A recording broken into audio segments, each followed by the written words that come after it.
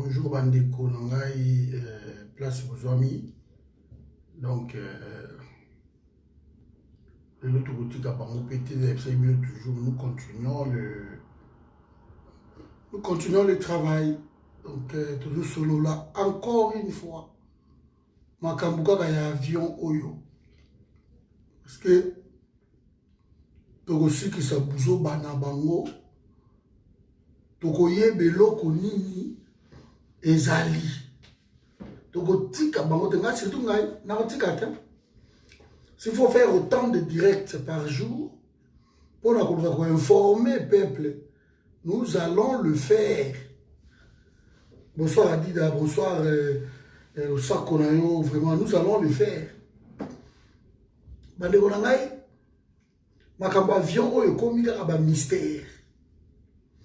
Je vais prendre l'aspect voiture et avion wana. Ma publier biso photo moko boye. Voiture calcinée na ndenge ya mukete.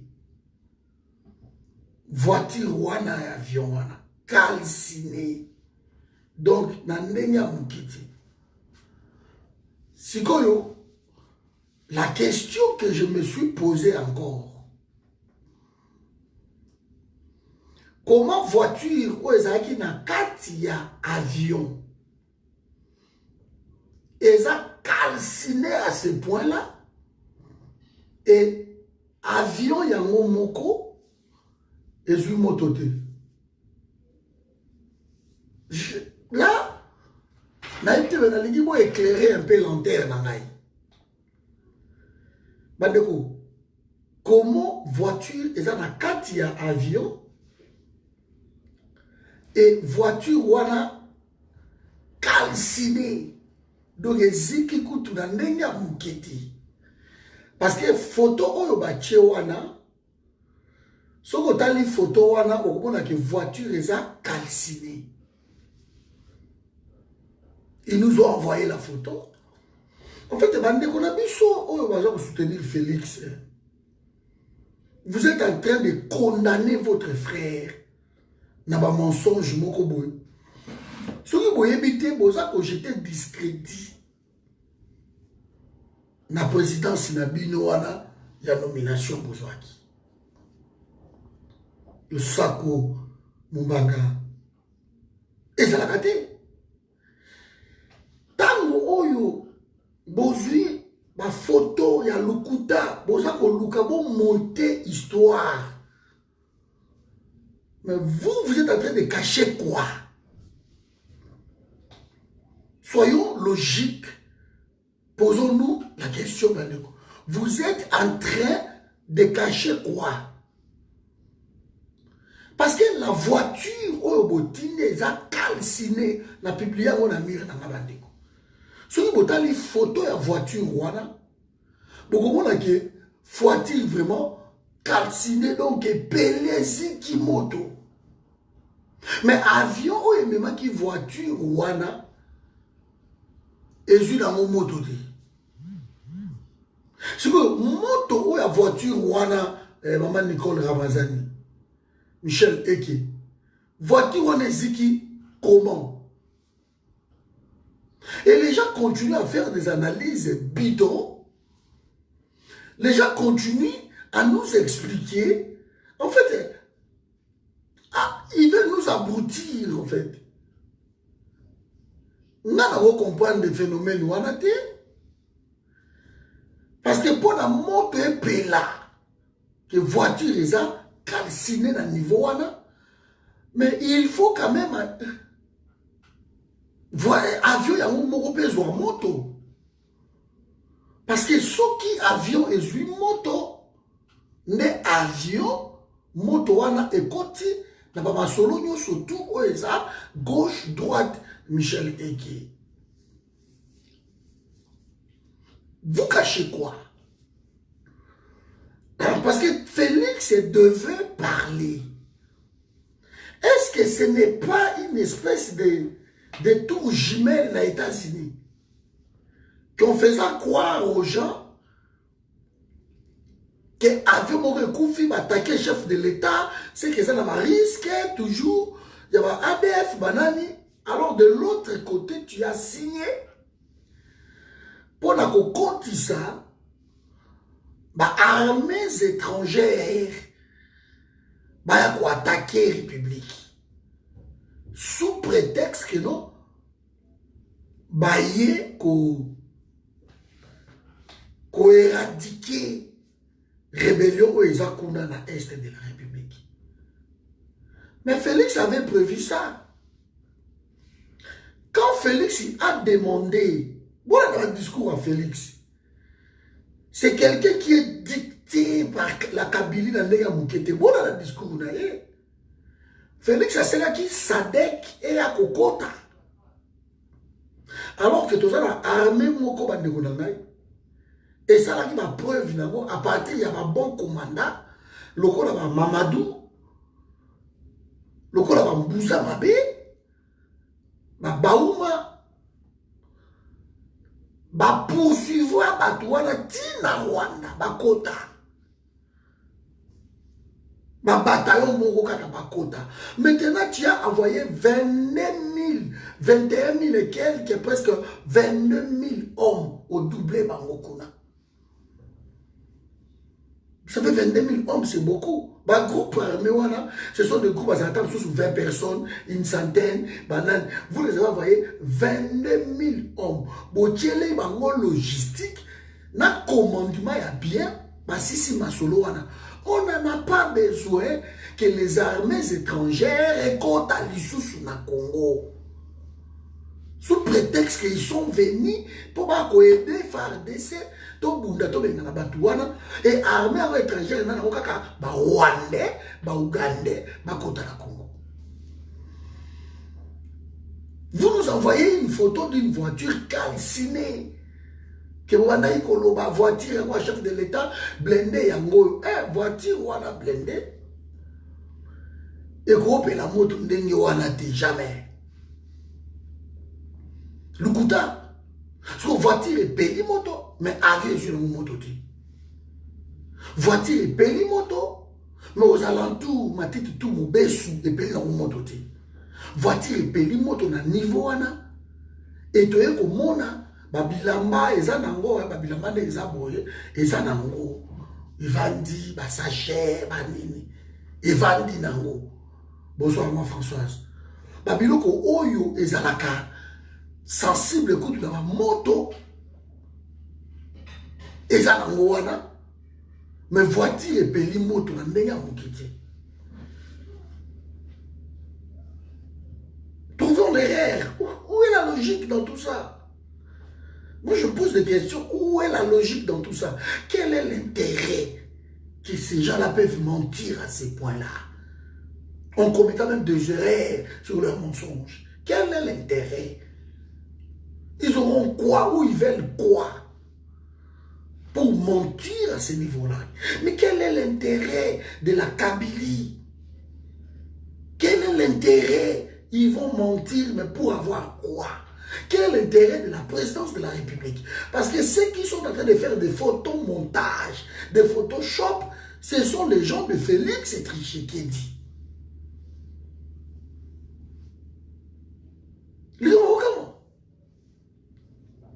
Maintenant, encore une chose. Aujourd'hui, on vient de nous dire que non,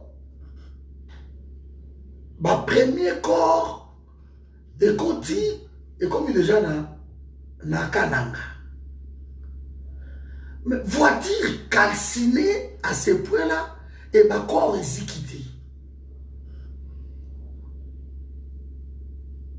Je veux savoir. Voiture est zikine gewana, mais ma corps est abattu zikité. Il n'y a pas de corps aux alentours. Il n'y a aucune photo qui montre que ma corps est katani, aucune photo. Là, ils cherchent encore des montages pour nous amener qui doivent voiture Zikaki, ma photo, merci Kuna Zambi, Kuna Emmanuel. Merci. Donc nous sommes des intellectuels. Réfléchissons un peu. L'avion transporte, je vais rester même dans l'hypothèse d'abord parce qu'il y a eu plusieurs versions. Mais je prends le 8 personnes. Je prends le 8 personnes. Alors, sur les 8 personnes, on a un équipage. Il y a 4 militaires, 4 civils, et puis membres de l'équipage aussi. Donc, le tout, ça peut être dans les 12 personnes. Si koyo, na 4 wana memaki 4 jeeps. Et plus les 4 jeeps wana, et memaki voiture blindée à chef de l'État. Alors, avion serré, tombé, avion Iziki, le sang comme mal mais si koyo, bakor wana, Oyo, je peux dire même les restes des corps calcinés. Ezawapi. Les restes des corps calcinés, je parle. Ezawapi. On n'a rien vu. Le corps calciné, Ezati. Mais on nous parle d'une thèse que dans l'avion serait calciné, Zumoto, quoi, et Zumoto. Na expliqué que bilo awaboué que na cadre aviation, soki avion bayembi que ça comme ça la crash, ba pilote ba vidaka d'abord kérosène, on vide le kérosène pour éviter ba biloko autres au monde que voiture calcine pour éviter que bato bazika ou avion tout mama ou même babiloko nini wana ba pilote ba vidaka kérosène. Je vous ai expliqué ici. Bon, maintenant que ceux qui va vidaki kérosène et s'il rappelle tout parce que ça reste un peu pour la voler avion ceux qui est quoi boum et une moto avion une partie parce qu'ils ont vidé le kérosène. Kérosène, ça a ramassé avion. Ils ont vidé tout. Parce que l'avion, ce qui est quoi, on a beau chiter, et panzani na se kérosène, on a qui. Bonsoir, maman Suzanne. Et vous aussi qui savez, on me surtout. Si koyo, ne connaissez pas que bien. Bonjour voiture wana. Et ça là qui n'a qu'un avion. Voiture blindée en plus, il y a chef de l'État. Ou ils ont la puce, la carte puce de localisation, ils ont la carte de voiture wana.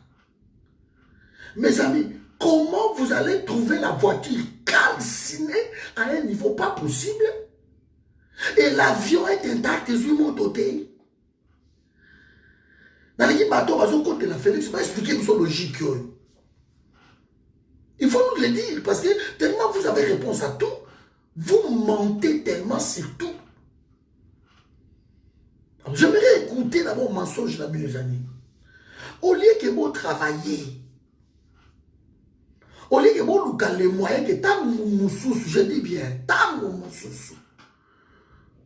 Champion na bino, bazo lukilaye ba moyen ba bomaye. Au lieu de travailler, dans banzela wana, bino bovandi kaka fati béton. De beaucoup de bino tout, dans banzale lo moko boye bimeli bino.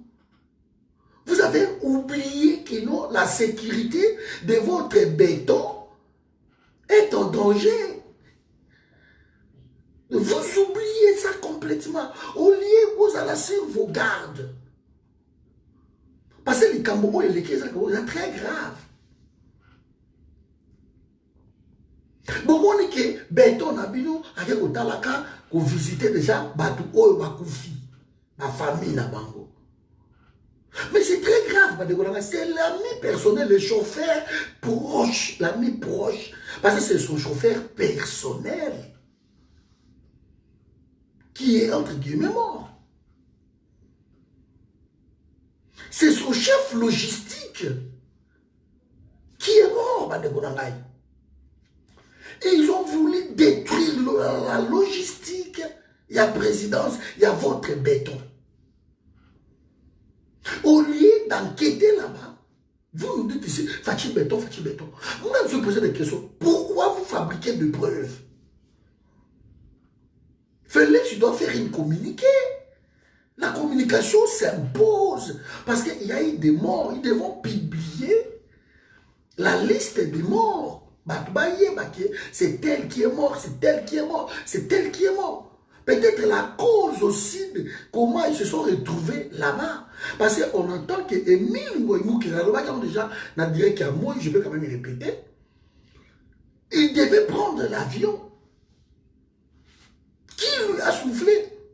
On apprend encore plus tard que non, Bazala qui na Rwanda, yé na Kamere. Kamere de courant, ma solo wana. Et François Beya aussi, parce que c'est lui qui choisit ça. Batogena poli yo au kota, yo kota d'avion. C'était François Beya. Bien sûr, il y a eu quelques volontaires aussi.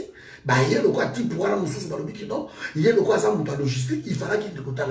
Pourquoi ma mise en scène voilà et ma mise en scène dans ça là les autres n'a pas, je dis bien, n'a pas il y a république.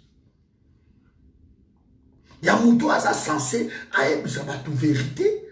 Pourquoi il y a qui ne court pas? Pourquoi il y a Bomangaï? Pourquoi je mourrais pour la sécurité de ce pays-là? Alors je dois faire une conférence de presse, une communication s'impose. Il y a un silence total. Et les places à silence, comment voiture oyo blindée, c'est là qui n'a 4 avions et zikimoto à ce point-là. Et avion, il y a mon moko, et je le mon côté. Est-ce que ce n'est pas une raison pour Félix aussi? Est-ce que Félix n'est pas dans le coup? Parce que Félix parle 2 fois dans ce discours pour justifier Kokota Oba Rwanda, Kokota officiel. Pour justifier tout ça, avec au Senga Sadek Baya, Bako Ideye, Asengi Sadek Baya, avec au Senga, armées étrangères Baya, a confirmé même que MONUSCO tout ça a besoin de Yonano, qu'elle mais au changer mission, banini MONUSCO tout boire ça y MONUSCO le banquette tu vois il y a au côté moti MONUSCO a boy ma banquette il y a Félix au côté MONUSCO a refusé. Maintenant vous votre champion là le béton Félix au bozo ganga.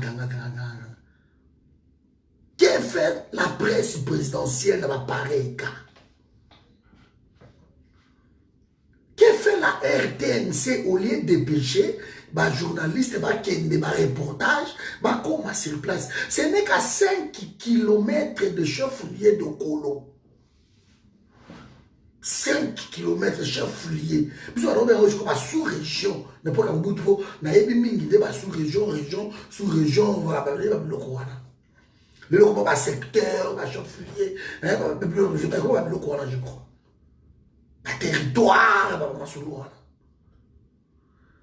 mais ce qu'on à 5 km, mais vous pouvez y aller vite fait. Beaucoup on a vite fait, beaucoup qui à 5 km, les motos, mais la voiture, dans le village. Et Botali, il se passe quoi? Parce que ce sont les villageois au bazar à 7 km. Mais ceux qui tombent, ceux qui n'ont pas de qui. Bakei, pilote abiki, pilote aza vivant, et matango tout.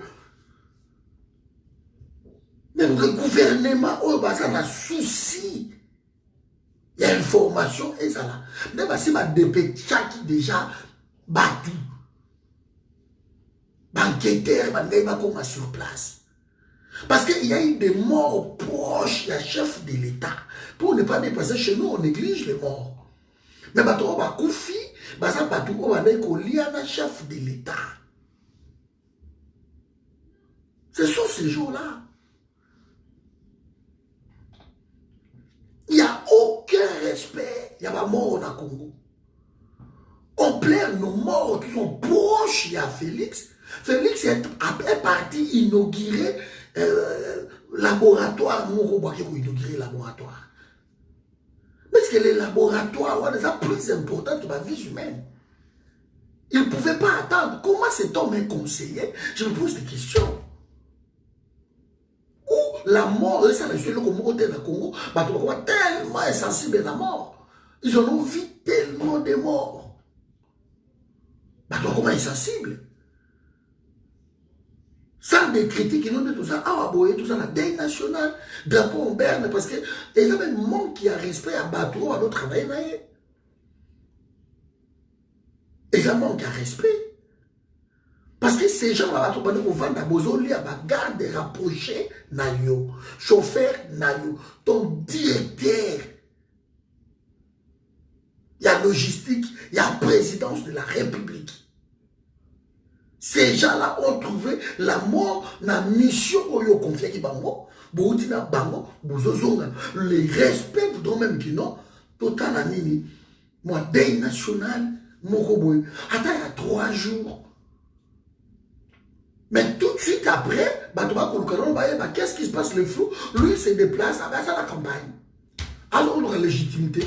Avec inaugurer ici, est-ce qu'il faut déjà que le chef de l'État d'un pays soit partout pour inaugurer tout ce qui se fait dans le Congo? Mais il va mourir, il va être omniprésent à cause de Zambie. Il va mourir. Même là-bas, épuisement, il n'y a pas à côté, il va taper. Mais en temps, le tamboula, ça peut lui créer des histoires. Merci, race. Soyons logiques, même dans mes rêves le plus fous, je ne peux pas comprendre, je dis bien, je ne peux pas comprendre, même dans mes rêves les plus fous, que non, voiture, il y a chef de l'État calciné à ce point-là, et avion est intact, pas de problème. Babilamba est en autour, pas de problème. Tout est en tout le monde, chapeau, ils ont chapeau, les ustensiles, tout ça, tout, et ça a un intact. Mais, et l'autre est ziki makasi, et ça a la voiture. Mais voiture est ziki, bon, ma vie est ziki,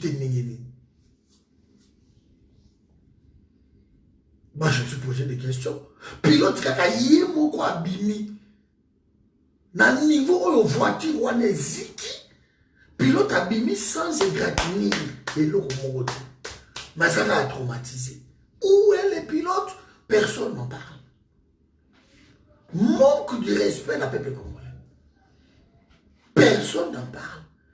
Que fait la RTN? C'est parce que le seul survivant, entre guillemets, c'est lui-là. Pourquoi? Avant dans l'hypothèse de ma imbécilité. Parce que nous savons tous que ce n'est pas même l'avion qui a été abattu. Parce que Carling et avion, ils ont accepté que pour eux, qu'on mis tout kawan, jamais. Et comme ils m'ont dit, Carling, non. Donc, pour que tu ma voiture, moi, quelque part, et vous vivez image, bon, mimi, voiture, tu m'as même dans Maluku. Maluku, c'est 8000 km². Maluku, c'est 8000 km². Beaucoup de ma voiture, on a Maluku. Beaucoup de photos, on a de transposer. Bonjour, mes références. Et vous dites que donc, voilà, voiture, la chef de l'État. Parce que, comme tout le monde se posait des questions, que non, voiture, la chef de l'État, mais voiture blindée, avion, pour le quoi, il m'a photo, pour la exception. Mais ouais, puis voiture blindée. D'abord, on m'a mis sur photo. Il y a Moutouka Mounene, oui, c'est là qu'il y a un accident. Tout comment il y a un Moutouka Mounene. Les gens ont dit ici, voiture, mon calciné. Ne pas aimer combat qui était là.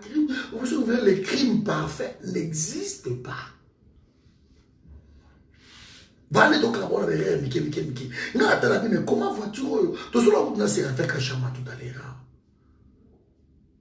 C'est fait dans le verre avec cordon. Mais tout ce qu'on comprend, comment vois-tu, Wana, et Ziki, et bien, Ziki?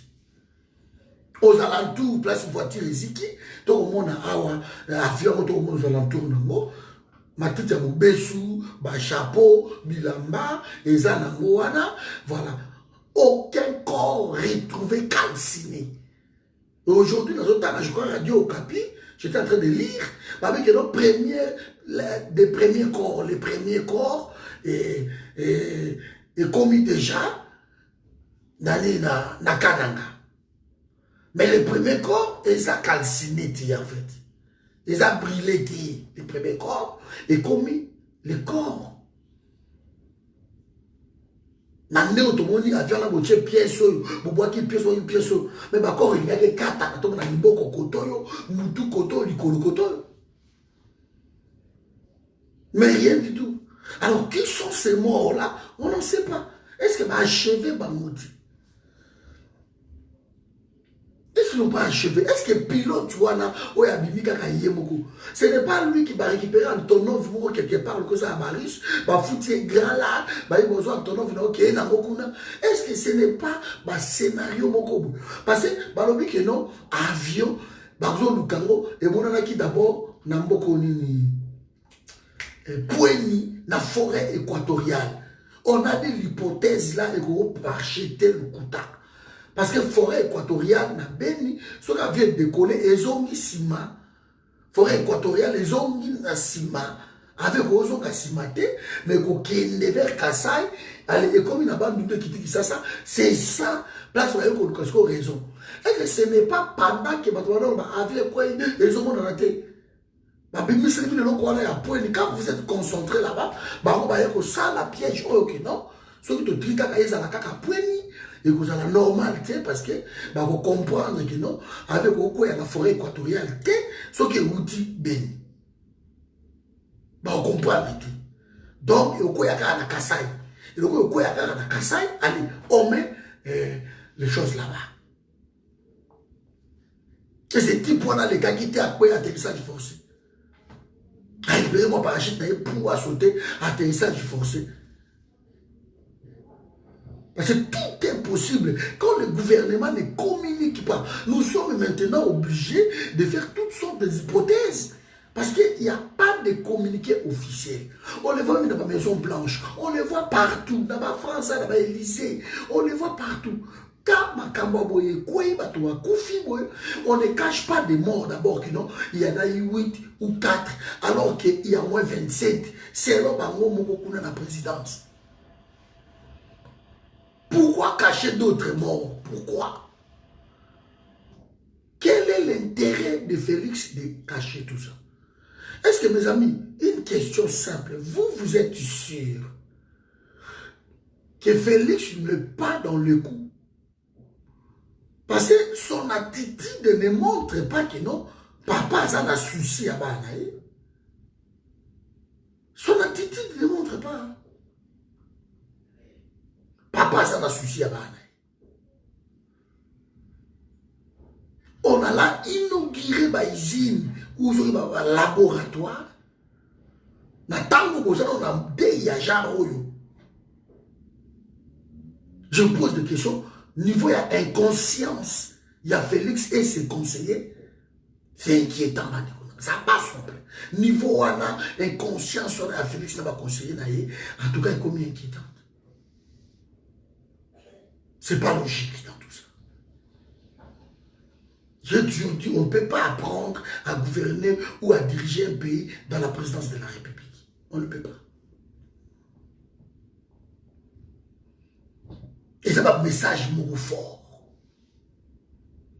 Bon, mon amour, vous supporter avec ma bêtise. Moi, je sais que quand j'aime quelqu'un, ma bêtise, je suis ozo sola na ye ozo bisa itika biloko yo boza malamu te balo kabanga bazwa moloka ba directeur ya ba presse présidentielle bazo mona ko za blague ke ba ko maquiller ko koselo ko moko regardez Photoshop que Félix ça na nani Donald Trump. Ayambiye, enfin, papa Patrick Olubaki mingi, yo kanisaki nini, yo kanisaki nini. Oh, ça y est, dans mon Photoshop, monté par Ndeko Nabiso, nani, Baliangando, Mukili Mobile. Mais presse présidentielle, bah, vu Photoshop, bah, relayé, yango. Bon, dans le niveau, il y a maturisme, donc ils n'ont rien à foutre. Pas diriger le Congo, net comme net maman Saradi. Sur les simbi de simbi dans côté. Or les a personnalité à pays ne montre ça qu'au béba. On ne publie pas n'importe comment. Il y a encore moi curiosité mon Mike Hammer. Mike Hammer, ambassadeur américain à Zarabiso, il a des gens bavards. Namakambu o isolé. Mike Hammer, silence total.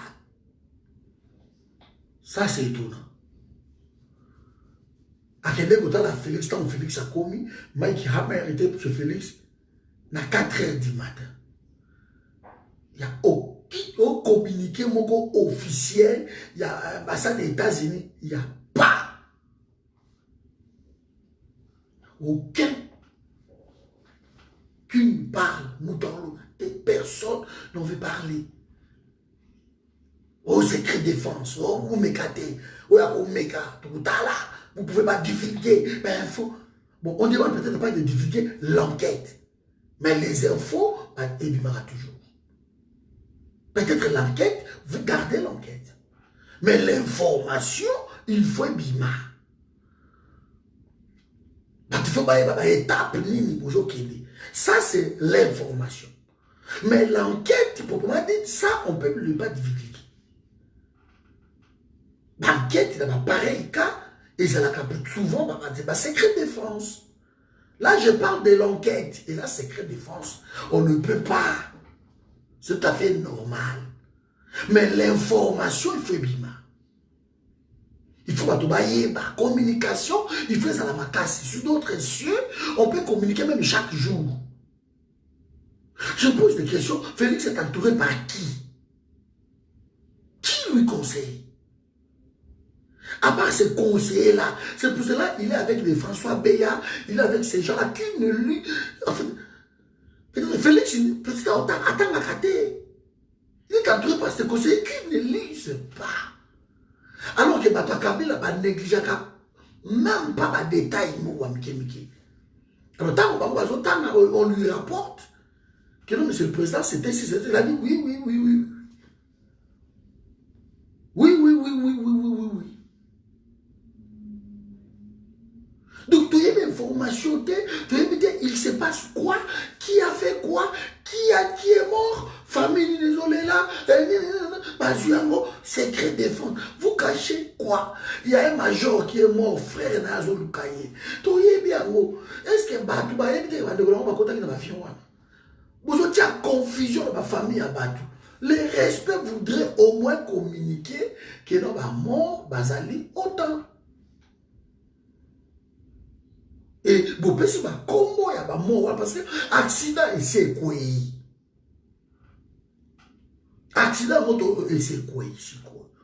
Il n'y a pas dans l'hypothèse d'avoir le Koutawan. Accident c'est quoi? Le coup d'accident c'est quoi? C'est que Batouassi va couper. Parce qu'il n'y a aucun survivant. De l'autre côté, on voit maintenant qu'il n'a pas abîmé. Mais l'accident est quoi déjà? Batouassi va couper. Qui sont ces gens-là? On cache. On dirait que les gens vont ressusciter quelque part. Ces gens-là sont morts. Permettez au moins à leur famille de faire leur deuil.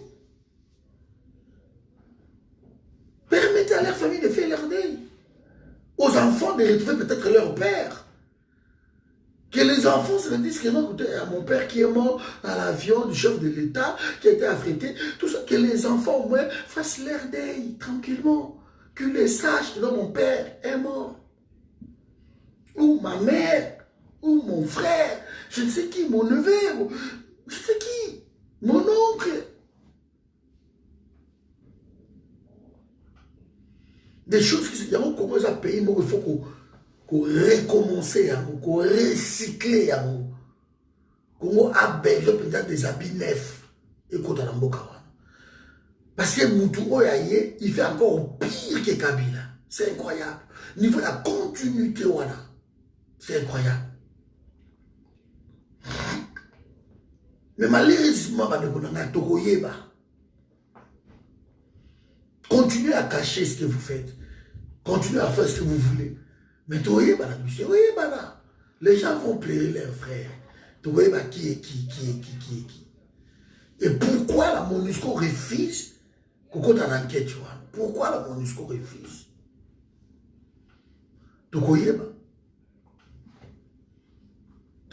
Pourquoi autoriser des pilotes ou par exemple mercenaires en Russie condamnés par le Tadjikistan et les mercenaires Wana va se retrouver dans l'avion, il y a chef de l'État. Est-ce que vous n'avez pas eu peur de ça? D'abord, je vais rester quand même dans l'hypothèse Wana. Ce sont des repris de justice. On les a condamnés. Imaginez que non, Tadjikistan et Benganaye, le pilote de 55 ans. Tadjikistan et Benganaye. Bakangakaye. Pour la violation, il y a ma frontière, il y a ma vente d'armes, la blocoana. Il a été emprisonné. Dimitri Medvedev a tiré pression pour la Tadjik. Pression tellement l'équipe, jusqu'à même à refouler Batajik au Bassa, na Russie. Que vous devez libérer ce monsieur-là, une personne. Ce n'est pas n'importe qui. Avant qu'on tire la KGB, à qu'on tire jamais, poste Oyaza, trafic d'armes, et ça, deuxième trafic au monde le plus lucratif après le pétrole. Après le pétrole, c'est le trafic. Deuxième la monde. Et tant que vous avez un gros poisson, il y a la Russie. Je ne pense pas que écouter qu'est-ce que nous allons faire parce que dans Tadjikistan on nous a condamné puis Russie a libéré tout ça dans la Russie. Alors Totika poto comme un pilote dans RDC, pilote d'avion Antonov on va en RDC. Et curieusement, ces gens-là se retrouvent où? À l'est du pays. Pendant 20 ans, le conflit perpétuel, il y a eu autant de morts, 12 millions de morts plus. Les gens-là se retrouvent là-bas. Comme par hasard, ce sont des pilotes. Vous prenez les gens comme des cons ou quoi? Ces gens-là ont alimenté les ventes d'armes à l'est de la République. Ces pilotes-là. Ce ne peut pas confier à solo, mais où est leur corps? Où est leur corps? Où sont leurs corps? Pardon. Où sont leurs corps? Ils ont alimenté le trafic d'armes qu'on a contre la Russie. Peut-être les Américains ont vu ce qui s'est tramé là-bas. Ils ont dégommé l'avion ou ils ont tout simplement enlevé l'avion. Les gens sont en Rwanda. Ce sont des spéculations aussi, mais tant que vous ne communiquez pas, on arrive à croire que oui, avec ça Rwanda. Parce que vous ne communiquez pas. Voiture blindée, ça va plus à localisation. Le chef de l'État, souvent, il montre il y a localisation. Il montre le chef de l'État, et ça va plus à localisation. Qui se retrouve, je ne sais où, mais que le chef de l'État a si on a un danger, on va enlever, on va retrouver grâce à ce il y a localisation. Vous voyez? Et la voiture qui coûte 500 000. Ils ont la piste à localisation et ils ont la voiture. Et ça va délocaliser, on va fouiller tout le piste. On ne sait pas. Ceux qui ont place plus ils ont payé la mafia. Ils ont un Lexus, ils ont marqué Toyota développé aux États-Unis. Ils ont un Lexus, Lexus,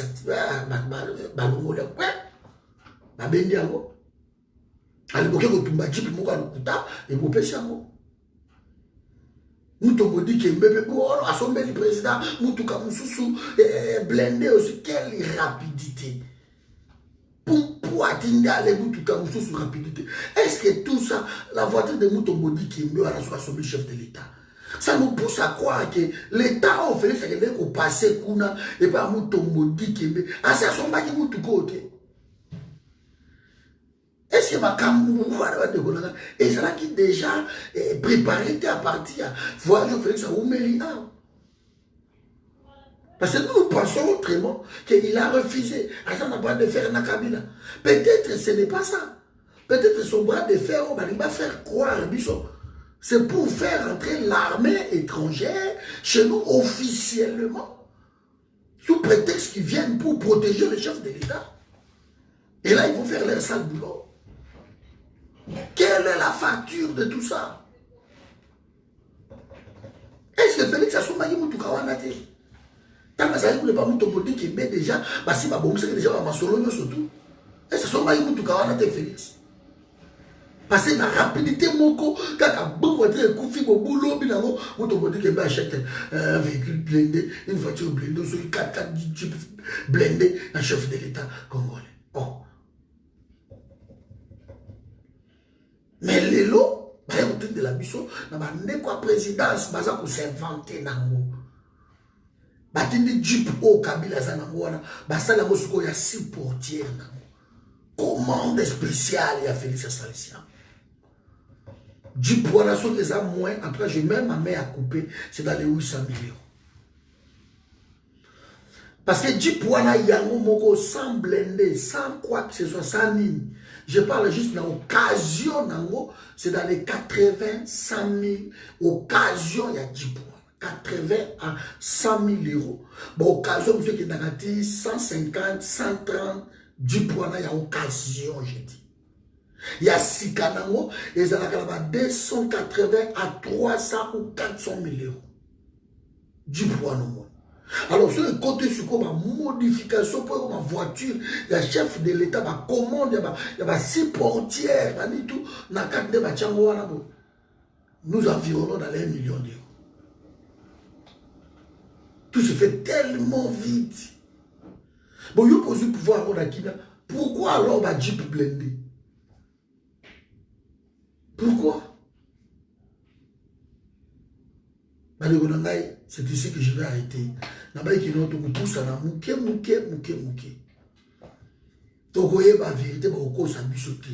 Deux personnes qui étudier le dossier, affaire avion. Nous devons voir clair. Et bravo, il y a Kutumba, groupe au Basalaki Kuna, va déloger, va rendre tout na Minembwe. Frappe moi salami kuna. Et ça veut dire avion bakangaka wana ya ba minduki wana. Parce que bakangaka avion moko wana ezali na ba minduki ya osakanati. Ba beti puissance de fait moko. Ba tout wana bazakuna bazalaki soutenu par les Rwandais. Mais ya Kutumba ba uti ko déloger bango na Minembwe. C'est la montre ba de qui au Kabola Congo, Oyo, parce qu'il y a toujours des patriotes. Nous sommes aussi Makaba Minduki, vous croyez quoi? Que tout le monde a le Congo, il y a un Kabola, il y a un Minduki. Il y a un Légito comme Mawanate, nous devons prévoir. Toi avancer. Toi avancer. Voilà, Bandikolanga. Donc bravo à eux, Bandikolanga Yakutumba. Dans Moussala Moussali, vraiment bravo. Donc nous continuons le travail petit à petit. Restons branchés, soyez même faux, vous soyez. Bon, on a 10 minutes, dans un sous direct. Nous voulons la vérité. Les familles ont droit à la vérité. Les Congolais ont droit à la vérité. Nous voulons savoir qu'est-ce qui s'est passé. Nous voulons savoir qu'est-ce qui se passe et qu'est-ce qui va se passer. Nous voulons le savoir. Ça, c'est le respect des autorités face à leur peuple. Il faut qu'il y ait un climat de confiance entre l'autorité et le peuple. En ce moment, je ne pense pas qu'il y ait un climat de confiance entre Bissot, Félix, Kabila, Naba. Ça va filmer Nabango. Mais Félix a eu des institutions, clic, clac, clic, clac. Maintenant, j'apprends une nouvelle encore à côté de marche où ils ont ça là, ma CLC. C'est là qui marche, moi, je crois, le 19, le samedi là. Le CLC a demandé à ça là une marche. La marche, on a CLC, après ça qui communique dans et ça, dans Internet.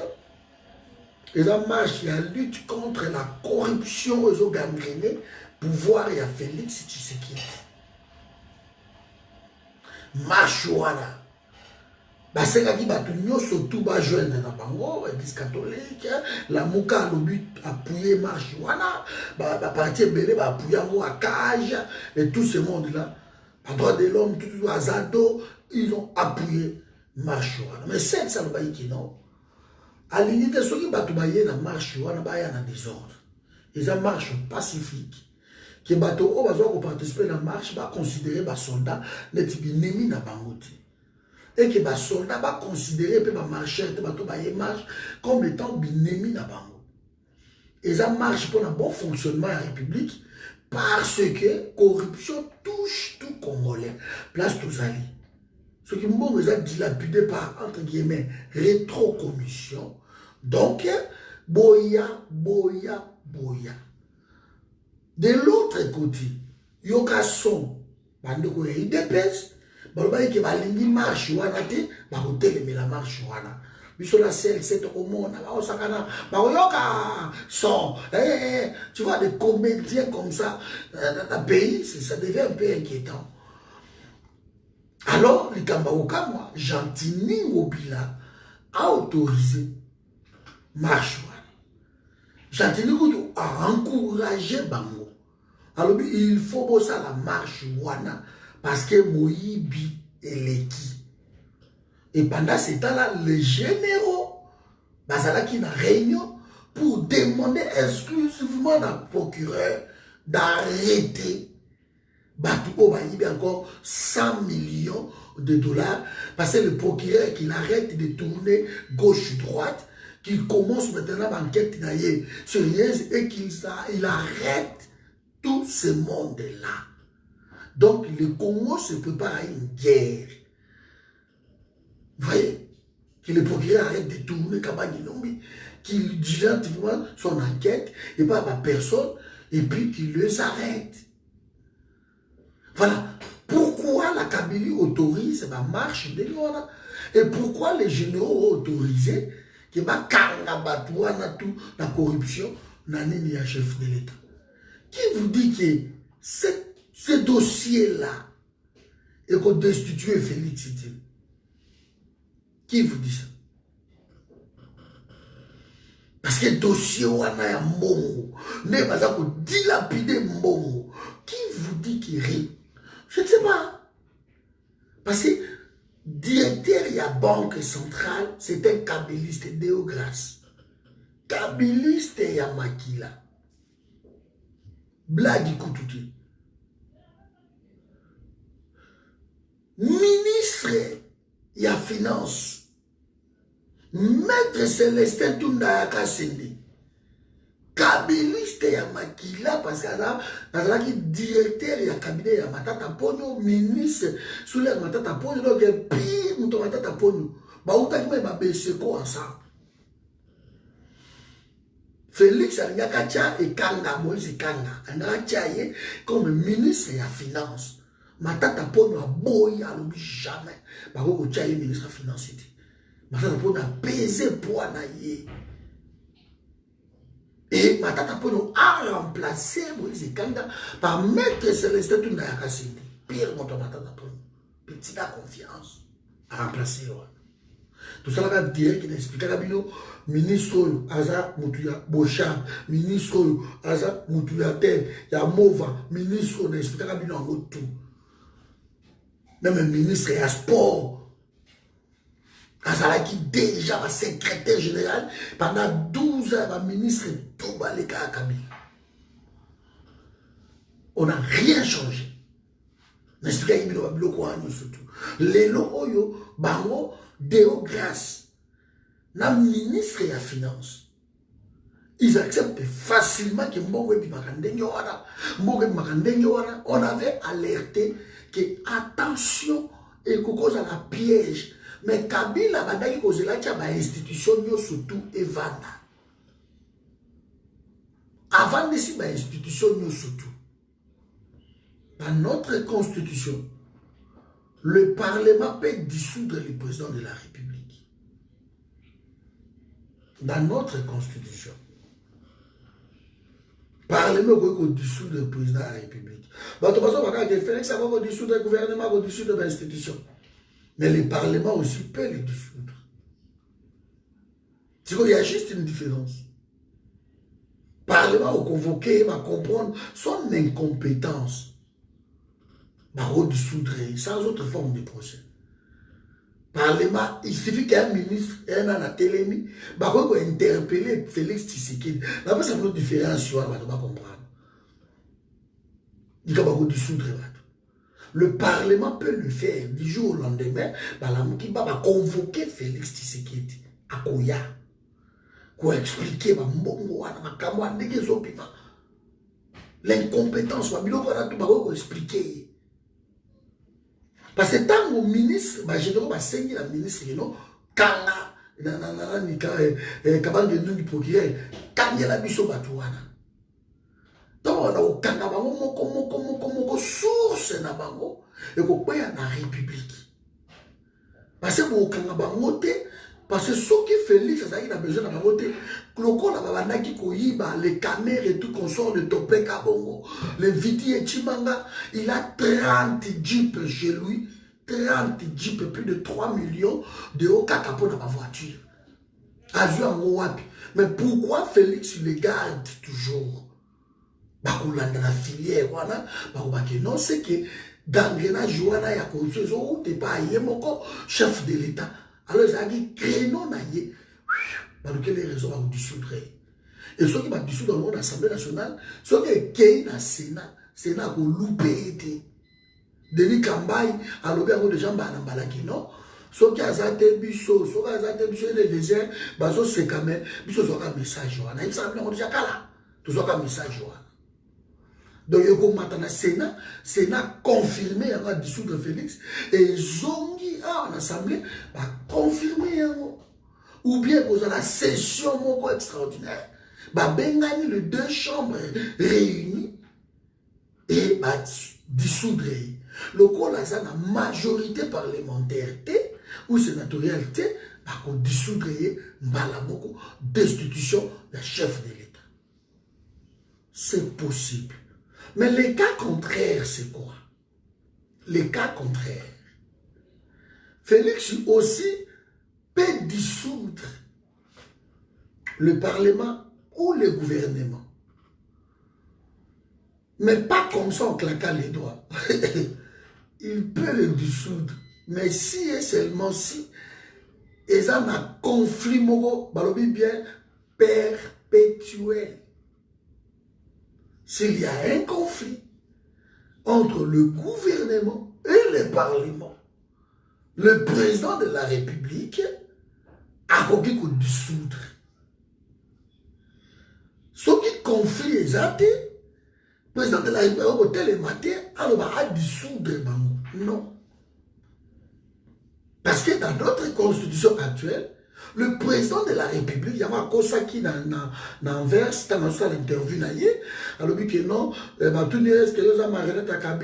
non, on a décidé de diriger ensemble. Mais ceux qui ministres à Sali, c'est moi qui nomme. Et ceux qui sont révoqué le Kouta. Il nomme en accord le premier ministre. Le gouvernement va nommer. Mais le cadre a révoqué. Le président de la République ne peut pas révoquer. Le ministre a vendu au Longwe. Non. À Kosaki. Ou à ça, ça comprendre peut-être, mais le col a tellement ignorant qu'ils ont des chaînes étrangères et ils ont une constitution pays. Mais qui est cet homme? Qui a une légèreté comme ça en tête de la République démocratique du Congo? Ça passe par le Parlement. Le Premier ministre, il faut pas s'appeler. Mon coloton naïe, Comme tu as eu que bango na bango ba master ba pire et vous en passe. Souvenez-vous Bruno Chibala. Ma ministre Naye Félix a mekaki alors là on sous qui a faire foncière wani. Ici matin. Babino passer outre la constitution. Ici matin. Même pour nommer un PDG, Félix ne peut pas décider de l'autre qui non, nommer PDG et qui. Non, ce qu'on a nommé PDG, il faut l'avis à Premier ministre et il y a un ministre à portefeuille. Il y a un bloqué qui a dit basalate. Tout ça, il y a un objet à insulte gauche et droite. Tilelo basalate. Tilelo qui foufou à tchaki belé avant d'avoir un tout. Azla et de soukol. Tilelo, Albert Youma continue à diriger la PCA à Ninia. Il y a ma solo qu'on a comme Tilelo. Donc, ici, c'est ici pour moi, je vais m'arrêter par ici. Pour la voyer, Sabino qui cache Félix Tshisekedi, qui cache la présence de la République. Il nous cache quoi? Bah, cacher Bissou. Comment ça s'appelle? L'enquête, oui. Mais il faut nous donner les informations. Enquête, na information, ils ont des choses complètement différentes. L'enquête peut être cachée, secret défense, pour avoir influencé Boïté, parti Boïté, bah, Hollandais, là, vous avez une question beaucoup sensible. Mais l'information, il faut tout y être.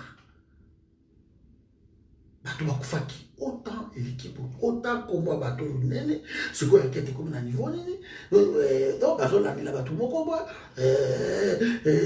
Richouana, le survivant à sa wapi, à son hôpital, mon combat, na wapi, oh non, ça, ce sont les informations, vous avez besoin que riche, ça, ça, mais peut-être ma cambo, riche, ça, après l'interrogatoire, et quand il a cadre et enquête, bobombi,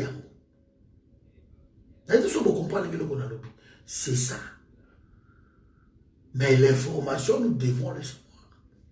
Et jusque-là, ce n'est pas le cas. Ils sont en train de fabriquer des pièces comme ça. Basui, avion moko, et zikité, balobi avion yango yekwe.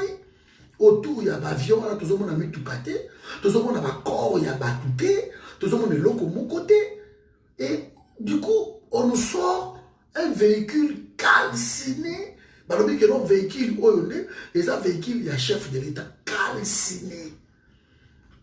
Alors maintenant le biloko à la maison. Mais véhicule que ça la calciné bon avion quitté. Ça veut dire quoi? Avion des anti-flamme ou quoi, maître Gino Wheeler? Est-ce qu'avion des anti-flamme? Anti-inflammatoire, je ne sais pas. Parce que tout cas, ils ont la 4 avions et ziki na niveau là. Et avion à moko et zikité et katanika miki. Ça reste un peu par contre ça fait d'imbécilité ou c'est pas possible.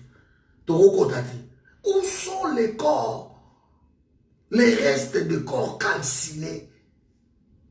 L'avion parce que avion t'as le compte à ça cargo. Et quand il y a place, mon qu'on a ma corde. Parce que nous avons kit, il y a un cargo, il y a liboso, ou 12 kits, ou 8 kits, il y a liboso, et na simanabino kakawana, a beaucoup on a mis tout kat. Parce que nous avons c'est gauche droite. Mais où sont ces corps-là? Parce que ceux qui avions, nous tous qui ziki donc ils montent au one, ils ont qui ma corps. Ce qu'on nous apprend aujourd'hui que les corps sont arrivés, premier corps est commis l'élo na Kasai, na Kananga. Mais pas premier corps est commis Ezikiti. Trouvons l'erreur. Où est la logique dans tout ça? Est-ce que Félix n'est pas impliqué dans cette histoire? Et du coup, Batoba Koufi, ma proche, na genre, oh, Félix a quelque inauguré le sous. Car mes colo, yo, Batoba Kole la proche, il y a tellement quelque inauguré, ah, bande campagne. A quelque inauguré laboratoire, pour inaugurer laboratoire. Le lendemain, il y a ma proche, na yo, ma Koufi. Au lieu de tout ça, on a Titi, il y a des nationales. Au lieu de non, ils ont dépassé l'avion du chef de l'État qui a été attaqué, il y a lobby, non. On nous sort un appareil criblé de balles. On nous a dit que c'est ça l'appareil. Mais l'appareil n'a pas pris feu. N'a pas pris feu. Il faut arrêter. Et le lendemain, aucun respect des mots, tu vas inaugurer une usine. Est-ce que c'était vraiment à lui d'aller inaugurer? Si c'était l'urgence d'inaugurer l'usine. Mais il y a le ministre de l'Industrie, ou même un ministre provincial de l'Industrie, en représentant les chefs d'État qui ont inauguré, mais pas lui. Parce que lui vient de perdre, ou il venait de perdre les proches. Son chauffeur personnel, ses gardes rapprochés, il venait de perdre la logistique de la présidence de la République. Il a été visé, attaqué. Selon l'hypothèse, on peut se trouver dans la Nouana.